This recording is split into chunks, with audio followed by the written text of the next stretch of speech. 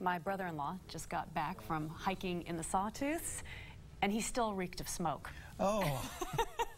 I'm not kidding. I am not kidding about that. Picked a bad week. Yeah, not exactly the best. So the point is, where do you go if you want to get rid of the smoke?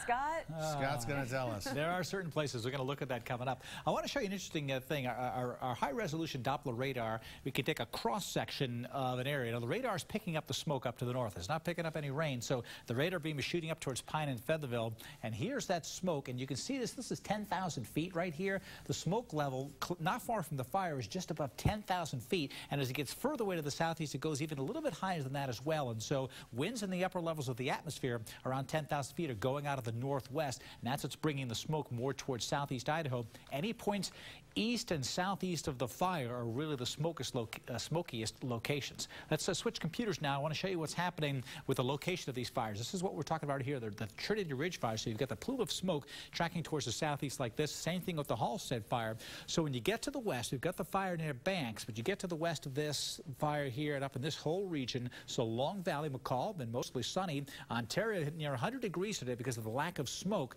The smoke has been disappearing now to the south from these fires here, and so we have that clearing wedge. These locations here are more likely to be smoke-free. This is the way the weather pattern was the other day when we had all that smoke in the upper levels of the atmosphere covering everybody. But once that cold front passed through, now we've got northwesterly winds keeping this smoke down to the south and taking these smoke plumes mostly to the south and east. But again, the problem is, especially for Boise now in the Treasure Valley, with this fire right here, the Trinity Ridge fire, at night the cool air settles into the valleys. That smoke-filled cool air just settles right on in and comes pouring down in.